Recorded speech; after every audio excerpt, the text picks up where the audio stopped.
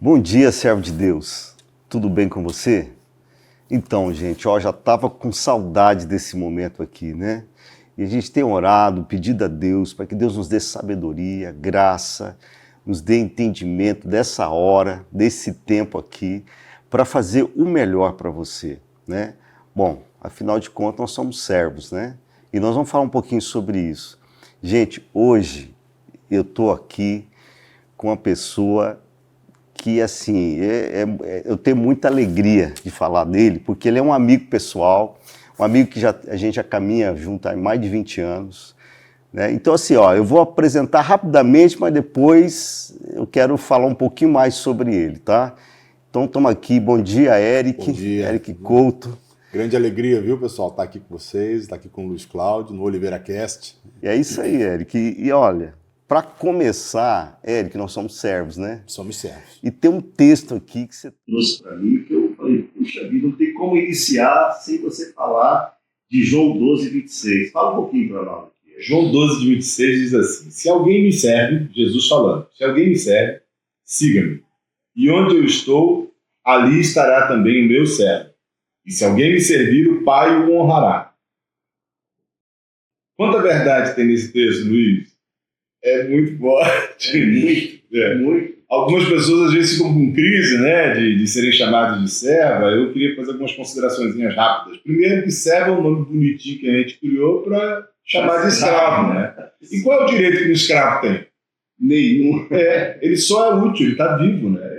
Então, embora eu perceba que Deus não me vê assim, ele me vê como um filho amado. Amém. Esse coração de servo salva mais vezes do que qualquer habilidade que eu suponha que tenha, né? É isso mesmo. Outra coisa que o Senhor diz aqui é que ele diz assim: se alguém me serve, siga-me, e onde eu estou, ali estará também o meu servo. E a grande questão é, onde é esse lugar onde o Senhor está? Ele não se refere a uma geografia, mas a uma finalidade, e a finalidade da vida do Senhor foi o sacrifício. Não existe como eu me considerar servo de Jesus Cristo sem entender que o meu chamado, como o dele, é para o sacrifício. Em João 20 ele ainda diz assim, da mesma forma que o Pai me enviou, eu envio a vós também. Que maravilha, é isso mesmo. E aí você falando aqui, né, dentro do propósito que a gente tem de falar, de empreender no reino de Deus, e temos a cada momento chamado os irmãos e chamado eles de servos de Deus, é porque é bem isso que você está falando, né? Aqui a essência é servir, é o serviço ao reino de Deus, né? Amém. E por que é importante falar sobre isso? Porque Jesus deu esse exemplo, né, Eric? Isso mesmo. Ele declarou que ele não veio para ser servido, e sim para servir. E aqui ficou não só o exemplo para nós, Mas ficou para nós o estilo de vida a qual nos convidou a sermos servos dele, a servir. Né? Então, você que está comigo aqui, gente, essa é a nossa essência, né? Servir a Cristo, servir os irmãos, né? Servir em todos os aspectos possíveis da nossa vida. É isso. Eu gosto de pensar que servir não é só prestar um serviço. Ótimo. É eu me oferecer como oferta ao outro. Né? E, curiosamente, Em Mateus 25, Jesus diz assim: tudo que vocês fizerem a um desses pequeninos irmãos, a mim vocês fizerem. Então não existe serviço a Jesus sem um serviço claro e prático ao meu irmão.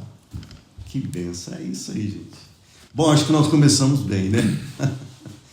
Gente, o Eric está lá conosco de uma forma muito linda. Quem quiser conhecer um pouquinho da trajetória dele, ele já falou numa live, a live do Marcos Moraes, falando a verdade com o Marcos Moraes. Nós tivemos 2 lives com ele, né? E já expressamos um pouco ali, até mesmo como que ele veio para estar conosco na empresa. E quando iniciamos ainda, a empresa era de pequenos números ainda, né? Mas ele é o nosso CFO, né, do Grupo Unus. Também é CEO da Business, né, que é a assessoria e consultoria na área contábil. E diretor financeiro da cooperativa SecTruck também, né? Muito jóia tudo isso. E mais do que nunca servo de Deus. Amém. Antes de tudo. Ô Eric, bom, nesse bate-papo hoje aqui, a ideia é da gente falar um pouquinho sobre a governança corporativa, né? E eu sei que você tem, assim, uma fala importante sobre isso, né? Na verdade, uma das coisas que nós convidamos você lá atrás, né, para participar, tem a ver com tudo isso que nós vamos falar aqui. Junho de 2015. Julho de 2015. Um frio igual a esse. Então aí, ó, já quase 10 anos, né? 9 anos fazendo? 9 anos. 9 anos, olha que isso mesmo. Então, o que é governança corporativa, Eric? Vamos lá. Entender governança é entender a essência do coração de Deus. Porque o primeiro modelo que você tem de governança é Deus. Deus, ele é ordeiro, ele gere tudo com ordem. E quando você pensa na criação, tudo que existe nos mínimos detalhes expressa essa ordem da parte de Deus. Deus faz as coisas de forma transparente, Deus faz as coisas de forma regrada, ele põe limites que na verdade produzem verdadeira liberdade, né? Porque nós temos a sensação de que os limites, Hollywood vendeu pra gente que os limites é uma coisa ruim, que prende as pessoas, mas na verdade quando você olha para a palavra de Deus, para a forma como Deus gere, governa toda a terra, você vê Deus produzindo mais liberdade. Isso. Salmo 119, versículo 32, Davi diz assim: percorrerei o caminho dos teus mandamentos, porque ele faz o meu coração livre. Olha a importância e é tremendo isso, né? Não existe um conteúdo mais forte sobre governança do que a palavra de Deus, sobretudo o livro de Provérbios e Salmos, porque eles expressam essa majestade do Senhor. Então, governança é entender a própria majestade de Deus. Governança também é você entender mordomia, que você não é dono, não é imperador do que você tem, mas você presta serviço, você vive servindo alguém que é o verdadeiro dono. Governança, antes de tudo, é você também entender a sua identidade. Quando Deus começa a repartir o seu coração, ele chama Abraão e fala assim: Abraão, vamos lá, através de você eu vou abençoar todas as famílias da terra.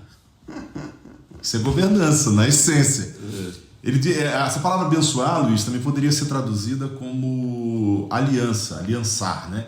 E uma aliança na antiguidade entre dois reis tinha 3 termos: proteção, abrigo e suprimento. Toda vez que um rei se aliançava com o outro, eles garantiam mutuamente proteção, abrigo e suprimento. Então Deus está comunicando a Abraão assim: olha, Abraão, eu vou te chamar para ser, a fim de que através do ser você consiga fazer com que eu me aliance com todas as famílias da terra. E através de você eu vou promover proteção, abrigo e suprimento. Esse é o conceito básico da geração de riqueza. Num conceito mais técnico, Luiz, governança é você criar um sistema de valores e regras que ajudem você a governar um determinado negócio com transparência, com equidade e com sustentabilidade, de forma que esse negócio continue. Muito bom. Tecnicamente, governança é isso. Só que para nós, transcende isso, porque governança é algo que está no coração de Deus. Os modelos bíblicos da gestão do povo de Israel, o modelo que Jesus nos deu para a igreja, você vê a governança do Senhor colocada. Nunca centralizado sobre uma única pessoa, a não ser o próprio Jesus. Sim. E sob ele, então, toda uma estrutura de um governo plural, de corações rendidos uns aos outros, com o fim de gerar a transparência, a equidade e a sustentabilidade. Maravilhoso.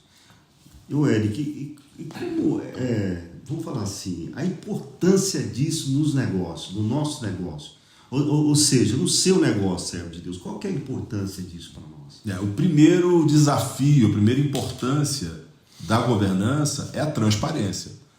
É curioso porque no Brasil, por uma série de influências equivocadas, gerou-se a sensação de que você ter sucesso financeiro é quase um crime, né? Então você vê que numa sociedade, nas microcomunidades, quando alguém começa a se destacar financeiramente com o seu negócio, imediatamente começa a se levantar questões assim: está fazendo alguma coisa de errado. É ilícito. É ilícito.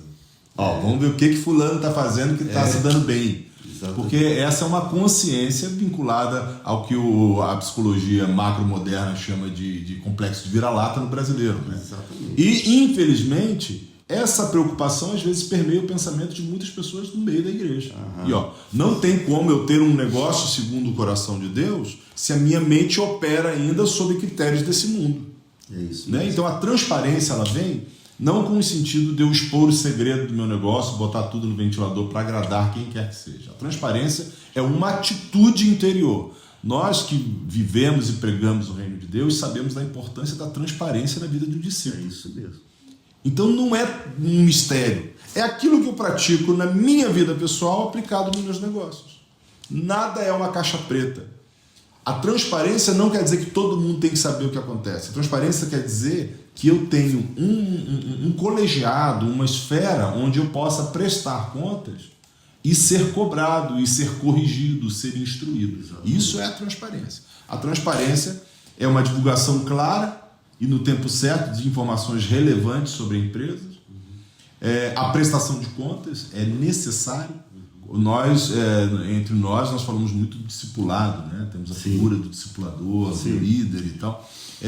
O que é a prestação de contas? É o compromisso, a consciência de que eu não sou suficiente. Eu preciso ter pessoas a quem eu possa prestar conta, a quem eu possa me aconselhar, me instruir. Então você nota que isso, muito mais do que uma estrutura corporativa, é o estilo de vida. Mas isso precisa se expressar também na estrutura corporativa. O fim dessas duas primeiras importâncias, Luiz, é a terceira. É a geração de equidade. A equidade é a ferramenta que Deus me deu para que, crescendo, evoluindo o meu negócio, eu não destrua as minhas relações. Né? Quantas vezes ali na empresa mesmo nós vimos assim, cara, nós podemos ter um bom resultado desse negócio, mas vamos perder alguns relacionamentos. Não queremos. Não queremos isso. Preferimos manter o relacionamento, ainda que com uma perda financeira. E no final das contas, o Senhor nos poupou de muitas perdas, né? Com certeza. A equidade, ela é fruto da transparência e dessa atitude de prestação de contas. A pior coisa que acontece com um empresário, com um homem de negócios, uma mulher de negócios que esteja querendo trazer princípios de Deus para o seu negócio, é não prestar contas a ninguém, porque ele começa a se sentir o imperador, o dono absoluto do seu negócio. E aí eu me lembro de uma coisa, Luiz, que é engraçado. Quando eu cheguei em Cascavel para estar com vocês aí há 8 anos atrás agora, eu uma vez disse numa reunião da diretoria assim, gente, não existe empresa de Deus. A empresa é sua. Deus não tem o nome dele em CNPJ nenhum. Lembro, perfeito. Lembra que eu falei isso? Lembro. E, na verdade, com o passar do tempo, Deus mudou esse pensamento meu. Eu acredito sim que Deus pode ser dono de negócios se os corações das pessoas estiverem rendidas. E se eu creio de fato que Deus é dono do meu negócio, eu tenho que pensar no lucro da forma como Deus pensa. Isso mesmo. E gente, o lucro não é pecado, viu? Eu tenho que pensar em sucessão da forma como Deus pensa. Eu tenho que pensar em herdade, em legado, como Deus pensa. E isso precisa ser aplicado, transformado em recomendações objetivas. A grande dificuldade que eu vejo hoje, Luiz, de empreendedores cristãos a viverem esses princípios, é não mudar a mente no sentido de transformar em recomendações objetivas para o negócio aquilo que é princípio de Deus. Porque se você for perguntar, por exemplo, para os nossos telespectadores, perguntar assim, vocês acreditam que o princípio de Deus é absoluto, é perfeito e é bom? Todo mundo vai concordar. Ninguém vai questionar isso. Agora a gente pergunta assim, desses princípios aqui, quantos por cento você está aplicando? Qual você acha que seria aí a métrica, o percentual? E as pessoas, às vezes, não é por má intenção. Elas não se sentem encorajadas por não saberem como fazer na aplicação disso. Exatamente. A governança, segundo o coração de Deus, é o método de você aplicar isso e transformar princípios de Deus em objetividade. E, por último, é a conformidade. Existe uma série de regras, existe uma série de princípios na palavra de Deus e regras sociais, legais, que eu preciso atender. Um dos princípios da riqueza dos judeus é o bom nome, é a reputação. Então, por exemplo, nós no Ocidente temos a tendência de pensar em reputação como a manutenção da imagem. Né? Mas a realidade judaica da manutenção do nome era o seguinte, assim, o que eu estou influindo efetivamente na vida da sociedade que me cerca? Como é que eu estou cooperando em efetivo com aquela sociedade que eu estou extraindo recursos para a produção de riqueza? Pensar dessa forma é entender aquela identidade que Deus deu a Abraão. Quando Deus me dá uma empresa, ela me insere num determinado ambiente. Eu tenho fornecedores, eu tenho clientes, eu tenho funcionários. E a forma como eu me relaciono, a forma como eu distribuo a riqueza nesse ambiente, diz qual é a minha fé em relação ao meu Deus. Como assim, Eric? Sim. Você não é discípulo nos encontros da igreja e na sua empresa, não. Ou só em casa. Ou só em casa. Você é discípulo, você é uma pessoa só. Não existe, amados, uma vida profissional, uma vida secular e uma vida religiosa. É uma vida só. Que o Senhor Jesus é o Rei. Então todos os princípios são aplicados em todos os negócios. A forma como eu me relaciono com meus funcionários, com meus fornecedores, com meus clientes, com meus investidores, vão predeterminar o nível de fé que eu tenho. Exatamente. E entender isso é entender o que é a conformidade. Existem regras para esse relacionamento. Essas regras precisam ser conhecidas e aplicadas de formas a garantir a sustentabilidade, a longevidade de um negócio. Um fato curioso, um dado estatístico curioso. Você sabe que mais de 80% das empresas no Brasil, pequenas e médias, morrem nos dois primeiros anos. E isso tem a ver com uma consciência equivocada de que governança é um assunto para empresas que faturam 300 milhões por ano. Né? Aí você lembrou aí, quando o nosso faturamento era menos de 300 mil por mês, nós já nos preocupávamos com a governança. Exatamente. A lei não nos obrigava, a sociedade não nos exigia, tinha todas as desculpas para não fazer, mas o coração dos homens que estavam à frente tiveram a carga de fazer, porque eles entendiam que não estavam fazendo algo para si mesmos, eles não estavam construindo um legado próprio, eles estavam fazendo algo para o reino de Deus. E como mordomo do reino de Deus, me cabe gerir o talento de forma que ele se multiplique. Exatamente. Quando você está falando aqui, vai passando um filme, né? Ele vai lembrando, vai recordando de coisas importantes, né? Que eu entendo, a gente já falou sobre isso, que são marcos mesmo que Deus estabeleceu em períodos da nossa caminhada como empresa, né? E eu me lembro muito bem que quando você começou a falar dos princípios, né, você já começou a falar alguma coisa aqui, até ia te fazer já essa pergunta sobre quais são esses princípios da governança, mas foi muito importante para nós, na época, até mesmo falar assim, a gente precisa de ter o Eric conosco. A gente foi até assim um tanto, vou falar, visionário, não sei, Deus colocou carne no nosso coração de convidar o Eric. O Eric estava bem em Vila Velha, no Espírito Santo, né? Eu lembro que a primeira proposta, ele falou, mas o que eu perdi aqui nesse lugar, gente? O que eu vou fazer nesse lugar? Mas a gente precisava disso, não era só uma questão de uma fala, né? Ou de um conhecimento que você estava externando isso. Nós precisávamos de ver isso na prática. Essa que foi a nossa visão de falar assim, gente, tudo isso que ele está falando, precisamos de colocar isso de forma prática, que seja aplicável nos nossos negócios. E foi por isso mesmo que nós, então, intensificamos nossas orações, pedimos ao Senhor que realmente liberasse o Eric para estar conosco. E se você for ver lá na live, você vai ver que ele pediu 5 coisas, uma delas quase que impossível. Falei, aos olhos humanos era impossível mesmo, né? Aos olhos de Deus não, e Deus cumpriu com todas elas. Em 20 dias, os 5 sinais o Senhor tinha nos entregado. Em 20 dias, não foi, gente? Milagre. E uma das nossas, que eu postei lá no YouTube, lá da minha caminhada, quando eu começo a falar algumas coisas ali sobre a minha história, minha trajetória como empresário, eu falo que eu orei, busquei do Senhor para que Deus enviasse pessoas, né? Para quem não viu ainda, quiser, acessa lá que você vai ver, eu estou falando sobre isso, da gente orar, pedir a Deus, envia pessoas para nós, né? E curiosamente, Eric, a primeira vez que você veio aqui, que você veio estar comigo, passou 15 dias lá em casa, tivemos aquele tempo, você vai lembrar que numa varanda nós estávamos orando, nós dois juntos estávamos orando, e me veio aquela forte impressão que eu te falei, falei assim, Eric, eu não sei como que vai ser isso, mas eu tenho uma impressão que nós vamos trabalhar juntos. Lembra disso? Né? Ainda não cogitava nem ideia de empresa, eu acho, não tinha nem a empresa ainda, né?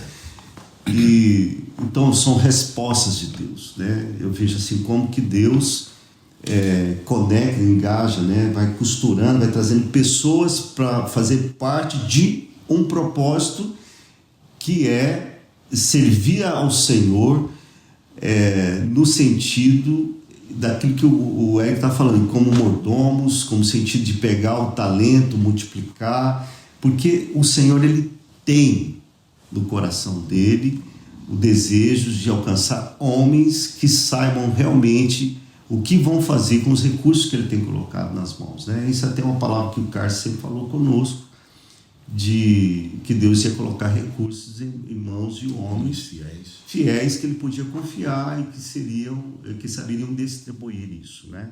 Depois nós vamos falar um pouquinho sobre como é se distribuir também, porque o Eric, no início de tudo, a gente queria ajudar todo mundo, né? E rapaz, eu mesmo... A gente se atrapalhou, né? Eu mesmo aqui, faço a minha culpa aqui, né? Errei muito com isso, porque na verdade o início da empresa parecia uma casa de caridade, né? É verdade. Aí o pessoal ficava muito machucado comigo. Falei, não, mas tem que ajudar aquele irmão, vamos ajudar aquele outro, e põe esse para dentro. Gente, pessoas que não tinham capacitação, muitas das vezes, não é nenhuma questão acadêmica, não estou falando disso, ou de um currículo, né? Mas que não tinha uma capacitação mesmo de assumir processos, assumir áreas importantes da nossa Se vida. você for analisar, de assumir o cumprimento de princípios como esse. Tá pronto. Sujeição, transparência, prestação de contas, não é verdade? Sim, e aí eu tive situações, gente, para rir, agora a gente dá risada. Mas, Eric, até botim de irmãos nós tivemos, né?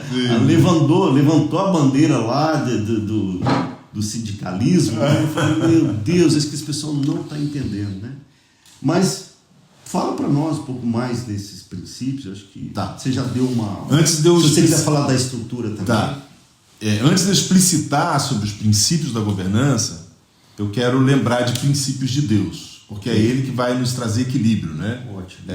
Eu estava lembrando aqui quando você estava falando dessa tendência de ajudar demais, que aí os irmãos com o coração correto, cheio de doação, aí chega o Eric dizendo assim, para a doação tudo, não tem que ajudar ninguém, a melhor ajuda que você faz é dar informação. Então, dois extremos, né? Como é que o Senhor junta isso para gerar o equilíbrio do coração dele nessas situações? Então, um dos princípios que a gente precisa considerar para entender governança e a aplicação disso é o seguinte: os princípios de Deus, manos, todos nós, não é só você, nós também. Quando olhamos falando assim, gente, é impossível aplicar um princípio desse no meio do business, no meio do mercado, no meio de trabalho. E aí eu quero te dizer uma coisa. Nós somos chamados para crer e operar no sobrenatural.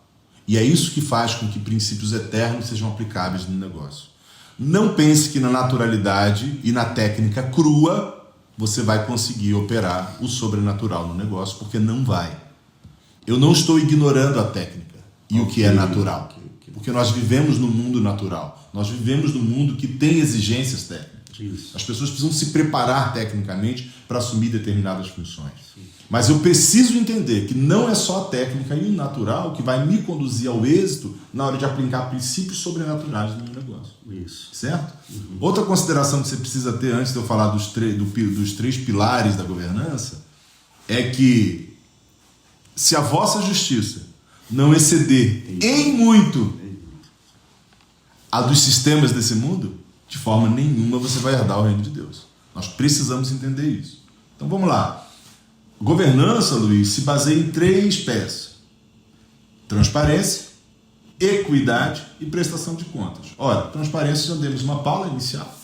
É o estilo de vida que nós temos e eu trago esse estilo de vida para o meu negócio. Ok. Não se fomenta nenhum tipo de imprudência nesse sentido. Todo negócio tem um segredo, tem uma forma. E eu não vou ser tolo de sair divulgando os segredos do negócio. Eu não preciso fazer isso. Isso não seria transparência, isso seria tolice. Exatamente. A transparência exige que dentro de um colegiado a minha medida, a minha ação seja confrontada, seja tomada conta. Isso. Eu mostre por que eu vim e o que eu estou fazendo. Isso. Transparência é isso. Equidade. Eu gosto de trabalhar com equidade porque no conceito técnico de equidade na governança definem assim, ó, é um tratamento justo e igualitário de todos os acionistas e partes interessadas. Só que equidade é o excelente de Deus quando comparado à justiça. Então, numa estrutura de justiça, nós garantimos aos acionistas, aos investidores, nós garantimos aos colaboradores, aos fornecedores e aos clientes e aos sócios o mesmo direito. Só que isso é impraticável. Esse conceito é impraticável. Não existe sustentabilidade nisso. Grandes juristas do mundo secular, Luiz, afirmam que o caos se estabelece quando você aumenta a quantidade de direito a todas as pessoas. Faz sentido.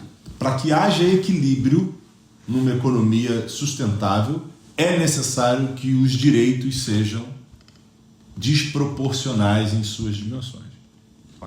Então não estou fomentando um modelo, só estou dizendo, comparando, isso é justiça. Equidade. Então, ó, ao contrário de justiça, é injustiça, né? Então, quando eu cerceio o seu direito para me beneficiar, eu estou sendo injusto. Agora, o paralelo da justiça, o excelente da justiça, é a equidade. E para você entender equidade, eu gosto muito de entender a tese pela antítese, né? Eu preciso entender iniquidade. Iniquidade é quando, para proteger o meu direito, que a justiça garantiu, eu destruo o meu relacionamento. Eu destruo a minha vida com você. Sim. Equidade é quando, para manter a relação, entendendo o valor de Deus, que pessoas são mais importantes do que coisas, eu estou disposto, inclusive, a abrir mão do meu direito. Eric, então você está perdendo o seu direito. Não. É o mesmo conceito de investimento. Investir não é quando eu coloco um dinheiro. Investir é quando eu abro mão daquele recurso disponível na minha mão, a fim de que essa riqueza seja potencializada. Uma das maiores potenciais de investimento é o direito. Quando eu invisto meu direito no outro, eu tenho até a sensação inicial de que eu estou ajudando o outro, mas no final eu descubro que quem foi salvo fui eu. Por quê? Princípio de Deus. Se a vossa justiça não excederem muito, como é que a justiça excede? Com a equidade. Então a equidade, ela acaba atingindo o alvo de promover a todos a sustentabilidade, a dignidade, uma verdade estabelecida de uma vida comum. Mas ela se baseia na doação. E aí, Luiz, eu não posso pensar em equidade sem pensar numa característica de Deus. Um dos princípios da metafísica é que nada passa a existir do nada. Tudo que existe foi originado a partir de alguma coisa. Sim. Então, por exemplo, como é que é isso, Eric? Por que você está entrando em metafísica numa palestra de negócio? É o seguinte... Pensa em Deus, e disse Deus, haja luz. Ora, se a lei da metafísica, de que nada vem do nada, é real, de onde veio a luz? A palavra diz que ele mesmo não é a luz. É a luz. Então, ao criar a luz, o Senhor simplesmente não tocou numa mágica, ele tirou de si para iluminar toda a vida no planeta Terra. Ele doou, né? Em todo o universo, ele doou de si. Não existe nada de valor eterno, seja na sua casa, no seu ministério, no seu negócio, que vai acontecer sem uma doação efetiva da sua própria vida. Por que, Eric? Porque esse é um princípio de Deus. Equidade tem a ver com quão disposto eu estou de investir no outro a minha própria vida. É isso mesmo. Entendeu como é que não dá para pensar em negócios no reino de Deus sem uma consciência de escravo do outro? De servo do outro? E, por fim, a consequência disso é o terceiro pilar da governança, que é a prestação de contas. Ora, se eu não tenho que prestar contas a ninguém, então quem é o dono? Sou eu mesmo. E, você não vai apresentar balanço, demonstração de resultado para Deus. Ele já sabe dos seus números. Você vai apresentar pessoas e a sua precisão, o seu comprometimento com a verdade vai demonstrar para as pessoas, de fato, o que você está fazendo e como está fazendo. Outra coisa que eu analiso, Luiz, é que a prestação de contas exige de mim humildade. Eu preciso reconhecer que eu não tenho todas as ferramentas. Que no outro está muitas respostas que me faltam hoje. A prestação de contas objetiva é isso. Aí você tinha falado também sobre estrutura, né? Se você quiser falar um pouquinho sobre essa estrutura... Vou dar uma pincelada rápida porque esse assunto é mais técnico. Bom, governança, entre outras coisas, se baseia em conselho. E a Bíblia diz assim, na multidão de conselheiros, a sabedoria. Quando se pensa em governança, a primeira coisa que você vê é um conselho de administração e consultivo. Então, a decisão é tomada num colegiado, tomada num grupo de pessoas capacitadas para esse fim, que vão pensar estrategicamente o negócio. Então, deixa eu entender aqui. Às vezes, o que pode acontecer? Isso, vamos falar, ministerialmente eu percebo muitas vezes isso, né? O irmão quer abrir um negócio, quer, enfim, aplicar em alguma coisa e vem pedir o conselho, né? Porque a Bíblia fala exatamente o que você falou. Mas às vezes vai pedir conselho com o irmão mais velho, o que é importante, com um amigo, tudo mais, até mesmo com os pastores. Mas às vezes essas pessoas não conhecem do negócio. E é isso. Ou não conhecem de governança, não conhecem de investimentos, né? Como é que você... Explica para nós como é que fica uma situação dessa. Eu lembro de uma situação, não vou citar nomes nem localidade, okay. de um irmão contando que um determinado discípulo estava com uma crise financeira muito grande. Ele estava precisando extinguir um passivo, acabar com as dívidas e equilibrar. E o sonho dele era gerar algum tipo de riqueza, mas ele naquela perspectiva não conseguia. E ele foi pedir conselho, então, ao seu discipulador, cumprindo um princípio, né? Sim, se expor à vida dele. Só que o discipulador também estava endividado. Aí eu te pergunto, como é que ele poderia ajudar, entendeu? Então, o sentido do conselho é que o conselho, primeiro, ele precisa estar habilitado para estar aconselhando aquele assunto. Sim. Eu costumo dizer para os irmãos, quando um discípulo vem até mim pedir para ajuda para comprar um carro, eu falo assim, olha só, vamos até o Léo Puzebon, porque é o Léo Puzebon que me ajuda a comprar meus carros. Eu não sei comprar carro, eu sempre arrumo confusão quando eu tento fazer. E o conselho é basicamente isso. Então, ter homens capacitados, qualificados, com expertises determinadas para aquela área é muito importante. E o conselho, numa estrutura de governança, Luiz, ele pode funcionar de duas formas. O conselho de administração, que é para macro-organizações mesmo, e nesse conselho de administração os conselheiros respondem até com seus bens pessoais pelas decisões tomadas no conselho. Sim. E tem um conselho que é aplicável em qualquer tamanho de empresa. Agora mesmo eu estou sendo o que o mercado chama de advisor business para 2 empresas que estão começando em Cascavel. Então você compõe uma mesa de conselho e eventualmente você traz outros conselheiros para que aquele negócio possa ir bem. E esse é o conselho consultivo, que é uma estrutura menos formal, mas que demanda toda a seriedade, todo o comprometimento. O conselheiro, ao dar o conselho, ele precisa se avaliar se ele tem competência para isso. Não é feio um conselheiro dizer assim, olha, eu não sei te aconselhar sobre esse assunto. Eu já fiz isso algumas vezes. Mas eu sei quem pode aconselhar. Exatamente. Vamos chamá-lo? Exatamente, é o que eu faço. Isso é ética, é valor, é princípio ao exercer o conselho.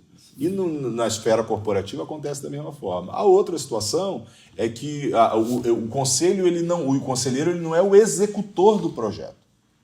Ele não tem necessariamente a responsabilidade de fazer acontecer. Ele vai suportar estrategicamente para que aconteça da melhor forma.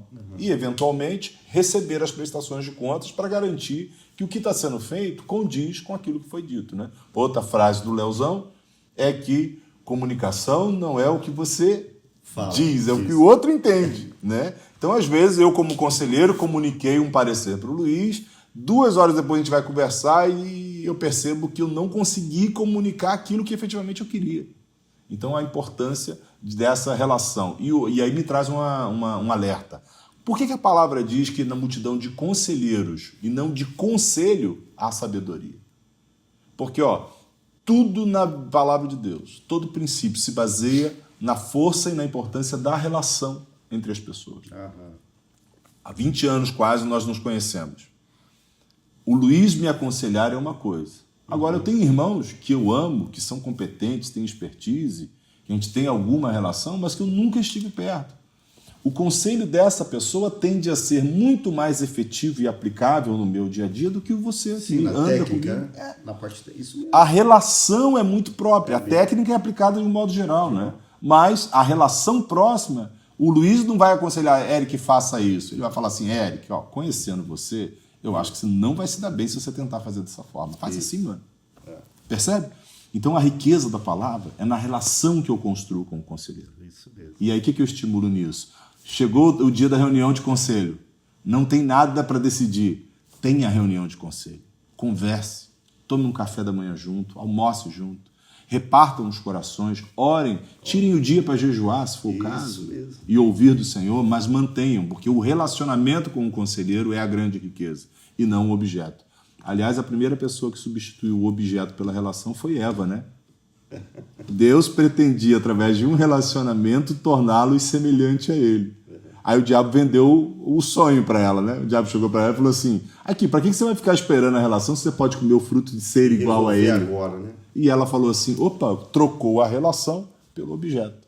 E aí, bom, vocês sabem o que deu. Bom, nós estamos aqui falando, né? E eu já estou entendendo alguns benefícios, né, dessa governança. Não sei se você quer falar um pouquinho mais. Já falou alguma coisa aí, né, no conteúdo que você falou. E, não sei, tem os benefícios, mas tem os desafios também nessa prática. Tem sim. Os benefícios são o seguinte. Vou falar dos benefícios e depois dos desafios que nós temos, tá? O principal benefício de um modelo de governança, desde o modelo mais incipiente do negócio, é a maior confiança. Aliás, um dado de mercado interessante. Durante muitos anos, nós tivemos uma estatística no Brasil, nas acelerações de startups, em que a cada 12 negócios, um virava. E ainda tinha um discurso assim, e esse um acaba pagando os outros 12. Então, não estou discordando disso. Era uma estatística que era vendida assim para a sociedade. E começou-se a ser inserido, de 3 anos para cá, modelos de governança, de conselho em startups. Então, muitas aceleradoras começaram a montar bancos de conselheiros e instruir, em orientar, em suportar a decisão estratégica das startups. Sim. E esse número reverteu para quase a metade de sucesso. Olha só. Nem todas se tornam unicórnio e milionários. Sim. Mas elas começaram a ter mais êxito em suas execuções por estarem submetidas a um conselho técnico que desse todo o suporte necessário. Muito bom. Então, relembrando só as 3 estruturas da governança: conselho, diretoria executiva e o que nós chamamos de stakeholders, que são o ambiente onde essa estrutura está colocada. Sim. Certo? Nesses 3 níveis, um pensa estrategicamente, outro executa a estratégia e os outros reagem e sofrem as consequências das estratégias. O Eric, eu sei que são colocações bem técnicas e talvez o nosso irmão, nossa irmã que está nos ouvindo, talvez às vezes não entenda algumas coisas que está sendo exposta aqui. Né? Isso, Mas, gente, olha, não se preocupe com isso, tá? Porque nós iremos fazer novas lives, a ideia de colocar mais conteúdo, principalmente para você que já está participando lá no nosso grupo de WhatsApp, né? E nós estamos querendo ampliar mais isso. Lembra quando eu falo que a gente quer ter uma mesa, né? Para a gente discutir assuntos e ser mais profundo nas coisas que nós estamos colocando aqui, às vezes só pincelamos rapidamente. Fazer aplicações práticas. Fazer aplicações práticas. Então, isso aqui que eu estou falando é mais um chamado para você permanecer, para você lá nos grupos fazer perguntas e não ter vergonha de perguntar o que você pode pensar que a gente vai falar, é óbvio isso. Não tem isso. Não tem óbvio, não. Não tem, né? É isso mesmo. Acho que nós temos que ter essa simplicidade e também humildade de dizer assim, olha, eu preciso aprender sobre isso. Aonde eu leio mais sobre isso, onde tem mais informação. E eu sei, Eric, que ao decorrer do tempo a gente vai até falar de algumas literaturas importantes, que eu sei que você tem. Verdade. Eu tenho algumas também que eu vou poder aqui ofertar, né? Dizer assim, olha, gente, vale a pena ler, né? E dar uma sugestão de leitura, falar assim melhor. Mas continua aí. Vamos lá. Então, benefícios. Eu sou muito de dar introdução, não sei se vocês perceberam isso. Aproveita, inclusive, se você estiver gostando, dá um joinha no canal aqui no OliveiraCast, ok? Curte aí, multiplica isso, compartilha para abençoar outras pessoas. Bom, isso mesmo. Bom, o primeiro benefício da governança é uma maior confiança. Tanto quem está à frente se sente mais confiante porque ele conhece melhor o ambiente que ele está inserido, como o ambiente responde tendo mais confiança pelo que está sendo feito. Então, uma coisa é eu investir num negócio em que eu tenho um cabeçudo lá que é o grande imperador do negócio. Isso é 200% de risco de dar errado. Outra coisa é eu ver um colegiado que cresceu e que validou os processos nessa organização e a forma como recebe, a lucratividade, isso traz muito mais confiança. Um exemplo claro disso, uma coisa é você, um banco, investir numa empresa que não tem uma auditoria externa. Outra coisa é quando você tem um relatório de auditoria externa validando, né? Os grandes escândalos que nós temos visto acontecer no Brasil ultimamente, o último agora foi das Americanas, desastroso, exatamente porque não se respeitou a ética e a confiabilidade dos processos de governança. Você tem uma ideia da importância disso. O segundo benefício que a gente elenca é o melhor desempenho. A empresa, tem um filósofo moderno dos negócios agora, que ele diz que ninguém que não é supervisionado entrega o seu melhor. Uma das formas de você promover que a pessoa entregue o melhor de si é ela saber que ela está sendo supervisionada. E o melhor desempenho vem como fruto de uma boa governança. Governança também é supervisão. Terceiro benefício é uma conformidade de gestão de risco. Eu lembro que quando eu estava no Espírito Santo, o Fabrício era o meu sócio lá, e a gente estava prestando consultoria a um fazendeiro da região lá. E ele pagava... Ele apresentava, ele tinha um baita de um faturamento na conta dele e apresentava uma declaração de imposto de renda bem pequenininha, sabe? E ele dormia todos os dias muito mal, porque ele sabia que a qualquer momento a Receita Federal ia chegar na empresa dele, ia lacrar as fazendas e ele de uma hora para outra ia perder a receita. Então ele nos contratou para fazer uma avaliação de risco fiscal, eram os nossos produtos na época. Fizemos a avaliação e ele começou a pagar na época, se eu não me engano foi 2009 isso, ele começou a pagar quase 30 mil reais de imposto. E nós perguntamos um dia para ele, como é que o senhor está pagando esse tanto de imposto? Naturalmente, os empresários ficam mais satisfeitos. Ele falou assim, filho do céu, eu voltei a dormir. Então o que aquele homem queria? Ele queria segurança, ele queria estabilidade, conformidade, a tranquilidade que ninguém ia chegar para fechar a empresa dele, que ele tinha um processo lícito garantido ali. A conformidade traz esse benefício. Um dos maiores benefícios da governança é você começar a se exercitar, a andar em conselho, a entender que você não é a única fonte de sabedoria. E, mano, aqui tem uma quebra de chave, tá? Porque tem muita gente que gere o seu negócio com a certeza de que ele conhece mais do que todo mundo. E de que a opinião dos outros não tem tanto valor quanto a dele. Porque o meu negócio fui eu que abri, a ideia é minha. Pois né? Então... Como é que se o negócio é meu, se a ideia é minha, então ela já não é de Deus. É verdade. Porque se ela é de Deus, ela precisa de um colegiado que valide os princípios e o valor de Deus no negócio. É lógico que eu não estou jogando fora aqui o feeling, né? A capacidade da pessoa conhecer a sua atividade, saber como ela funciona. Mas eu preciso sujeitar isso de forma a pôr em teste aquilo que eu estou supondo que seja. É isso mesmo. Há outro benefício, só tem mais dois, que eu vou citar, né? É a possibilidade de influenciar o ambiente. Olha só. Então pensa bem, se você começa a investir no ambiente, esse trabalho que você está fazendo agora através do Oliveira Cast, você está investindo num ambiente de prosperidade. Sim. Se eu tenho um negócio começando, onde é mais fácil ir bem? Num ambiente de prosperidade ou de escassez? Bom, se eu tiver princípio de Deus e ética, eu não vou prosperar com a escassez alheia. Eu vou prosperar num ambiente de prosperidade. Então, investir em seu ambiente, influenciar esse ambiente com valores, com princípios, com conhecimento, vai trazer riqueza para esse ambiente. E, por fim, é vencer a prevaricação. O conceito de prevaricação não é aquela terminologia do Código Penal para funcionário público que se beneficia da sua função, não, tá? A prevaricação é o conceito assim, ó. Todo recurso que eu recebo do meu senhor, ele tem um fim. E não é que eu engorde e fique rico. Então, celeiros. Não é os meus próprios celeiros. Se você me perguntar assim, Eric, é pecado ser rico? Eu vou dizer é.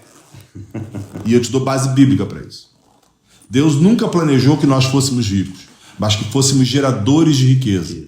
É que através de nós, ele abençoasse as outras famílias da terra, ele se aliançasse com essas famílias, ele produzisse através de nós para as famílias da terra proteção, abrigo e suprimento. Então, ser rico é o contrário de gerar riquezas.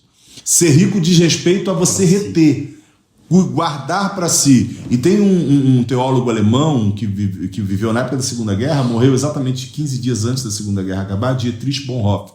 Tem um livro dele chamado Ética. Ele diz nesse livro que a pobreza começa quando alguém decide guardar. Olha só. Porque a riqueza e a distribuição, a geração de riqueza são grandezas inversamente proporcionais. O rico é uma piscina de água não tratada. Vai apodrecer. Tanto que você vê que toda a riqueza retida, ela não prospera em gerações futuras. Mas a riqueza que se torna... estanca ali, né? Ela estanca ali. Agora, a riqueza que se torna um canal de distribuição e de aumento da distribuição da riqueza produz equidade, produz a responsabilidade social, que não é função do Estado, viu, queridos? Responsabilidade social é função de discípulo. Homens e mulheres comprometidos em ser geradores de riqueza. Nunca funcionou, no contexto da República, nesses 2.400 anos que se fala de República no planeta Terra, nunca funcionou responsabilidade social na mão do Estado. O Estado não é um Deus. O Estado é uma ficção inventada para controlar a emoção das pessoas. O responsável por transformar a vida de pessoas são homens cheios do Espírito Santo, são mulheres cheias do Espírito Santo. Amém. Glória a Deus. Dura palavra essa, né? Mas é verdade. Ai, meu pai. Então, vencer a prevaricação é quando eu entendo que, através do conselho, eu vou ser impedido de usar os recursos que Deus me deu para o meu próprio fim. É isso aí. Eu me ofereço. Então, o recurso que é entregue com o fim de que eu abençoe. E é isso que eu vou fazer. E o Eric aqui, gente, é muito pelo contrário o que ele está dizendo a respeito de que muita gente pode pensar, mas tem uma ideia socialista? Não. É exatamente o contrário. Totalmente ao contrário, tá? E depois a gente pode falar mais no outro momento sobre isso, né, Eric? Porque isso aí é fundamental entender. Luiz, pensa se esses conceitos de governança, na perspectiva do reino de Deus, fossem aplicados na gestão pública, por exemplo. Nossa, é fantástico. Quanta transformação efetiva aconteceria? É fantástico. Eric, mas eu vou falar pra você, rapaz do céu, você está aqui falando conosco. Que desafio é esse? Bom, fala para nós. Existem desafios externos em relação à governança e eles são muito menos arriscados do que os internos. Sim. Os maiores desafios contra uma governança, aos olhos de Deus no meu negócio, é o que tem dentro de mim mesmo. Então, por exemplo, resistência à mudança. Não, eu quero ter uma governança, mas para que os outros vejam que eu tenho. Aí não dá, né? Fazer com o fim de ser visto pelos homens. Jesus condena isso em Mateus 5. Sim. Eu quero ter uma governança porque eu quero ter mais lucro. Vai dar errado. Você vai gastar dinheiro e não vai ter o lucro, tá? Governança, investir em governança, não traz um resultado de curto prazo. Você não consegue trocar de carro com o dinheiro que você ganha com governança. A não ser que você seja consultor de governança, né? Mas o fato é que a resistência à mudança é quando a pessoa quer um modelo de governança, ela quer parecer que está no princípio de Deus, mas quer se manter como imperador do negócio. Aquele sentimentozinho que dá no oculto, sabe, Luiz? Que no final das contas sou eu que mando. Essa sensação nós precisamos trabalhar contra ela, porque isso vai comprometer toda a fidedignidade da governança. A falta de comprometimento da liderança. Não haver comprometimento dos líderes, dos que estão no head, na operação, dos que são na diretoria executiva, de fazer acontecer esses princípios que estão sendo trazidos pela governança. Alguém pode acreditar que a complexidade da implementação de um modelo de governança é muito grande, é muito pesado, e ela pode ser mesmo. Agora, ela também pode ser efetiva e desburocratizada. Vai depender do nível de comprometimento que eu tenha com isso. Porque, por exemplo, numa organização comum, de grande monta, eu preciso, em cada reunião, ter uma ata. Essa ata vai ser apresentada à diretoria executiva, isso vai ser multiplicado dentro da empresa, e os órgãos de controle da governança, auditoria interna, controladoria, eles vão verificar se as atas do Conselho de Administração e Consultivo estão sendo efetivamente aplicadas na empresa. Eric, mas isso é muito burocrático. Tudo bem, mas em grandes corporações a burocracia é uma necessidade. Em pequenas organizações, o comprometimento da liderança em fazer com que os valores cheguem no que se chama pejorativamente hoje de chão de fábrica, vai trazer o resultado necessário. Então pensa bem, nós temos valores ali no Grupo Único, que para nós são inegociáveis. O que nos garante que os nossos gerentes, supervisores e colaboradores são impactados positivamente com os nossos valores? Exatamente. Isso é o sinônimo de resultado que nós esperamos. Porque se a nossa preocupação fosse só ter lucro, a gente não precisa se preocupar com isso. Sem dúvida. Mas a nossa preocupação é cumprir um propósito que nos foi dado por Deus. E nesse sentido, não adianta só eu ter um manual de governança, botar na gaveta e nunca mais olhar para ele. Eu quero saber se os valores que eu digo que a minha empresa tem, bondade, fidelidade, fé, amor, como é que isso chega nas meninas da recepção, da limpeza? Isso. Como é que isso impacta a vida delas? Como é que as pessoas estão recebendo aquele convívio? Ao se relacionar, durante o dia ela encontrou o diretor Luiz Cláudio. Ela sai desse contato com a sensação de que ela esteve com o próprio Deus, porque o propósito é esse, amados. Através da governança, os nossos colaboradores, ao sair de perto da gente, ter a sensação de que estavam com o próprio Senhor ali. Se não acontece isso, a governança em seu propósito se perdeu. Não há testemunho, né? Não há testemunho de vida. E, por fim, o último desafio que eu elenquei aqui são os custos de implementação. Tem custos? Tem. Por quê? Depois de desenhar como eu quero operar, de fazer o plano, eu preciso agora torná-lo conhecido pelas pessoas. E tornar meus colaboradores conhecedores, tornar o meu fornecedor, meu cliente conhecedor dos meus valores, vai gerar com que eles me cobrem. Isso traz um custo. Isso traz uma necessidade de preparo. E aí eu preciso investir de forma correta, demonstrar de forma correta e executar de forma correta para ter o objetivo alcançado. Estou lembrando aqui que quando você trouxe a ideia do manual de governança e escreveu sobre o assunto e fez o manual, né? Teve resistência, né, Eric? Não foi tão fácil não colocar isso na Foram prática. 5 anos da primeira conversa até quando a gente celebrou o nosso manual. Entendeu? Isso é bom falar, sabe por quê? Porque assim, senão fica parecendo que tudo também assim, a gente tem toda a expertise. E foi tudo fácil. Né? Tudo não é, são desafios, né? Foram desafios, porque principalmente naquele momento, acho que nós éramos em 7 diretores, né? Então não era tão simples, 7 cabeças, a gente acertar tudo isso.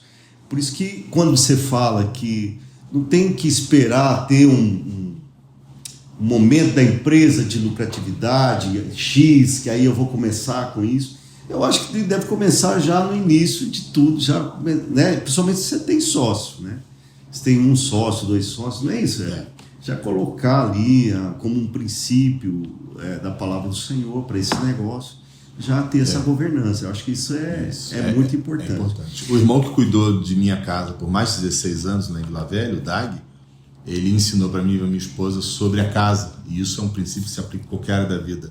Você não decide como vai ser o seu procedimento na hora da crise. Você decide antes. Você joga as âncoras dos princípios estabelecidos antes. Na hora da crise você já sabe como agir. Ô Eric, olha, a gente está encerrando aqui, mas esse papo aqui é muito bom. Glória a Deus. É bom mesmo. Eu fico entusiasmado. Né? Se deixar, a gente fica aqui o dia inteiro falando. Né? Mas eu sei que vai ter outros momentos. Se Deus quiser. O Eric, ele está junto comigo nesse projeto de empreender no Reino de Deus. Né? Embora ele tenha o canal dele, né? Tem inclusive cursos em cima disso, na área financeira. Bastante importante, gente, conhecer isso, né? Mas, enfim, o Eric está comigo também nesse projeto de empreender no Reino de Deus. Faz parte do time. Faz parte do time, né? Então, assim, estou falando isso por quê? Porque nós vamos ter novas, né? Vamos ter novas palavras e bate-papos como esses, né? E à medida que Deus for nos concedendo essa graça. Eu vou pedir a nossa equipe aí para colocar o meu LinkedIn ali na descrição do vídeo. Quem quiser fazer o contato aí, tirar dúvidas, conversar mais sobre o assunto. A agenda é um pouco turbulenta, mas a gente consegue, se você insistir, tiver paciência, a gente consegue ajustar isso. É isso aí. Nós queremos fazer como nosso pai, né, Luiz? Tirar daquilo que é precioso para nós e investir em você para que o reino de Deus seja glorificado e se estabeleça nessa terra. Olha aí que legal, gostoso ouvir isso. Porque isso é empreender no Reino de Deus, tá, gente? Obrigado, queridão. Amém, muito bom. Glória a Deus. Ter você aqui nessa manhã de domingo. E, bom, teremos outras. Tá bom, meu querido? Então fica aí para você esse tempo, esse momento aqui para nós foi muito especial, espero que para você também tenha sido, né? E continua com a gente, tá? Grande abraço e Deus continue abençoando todos vocês.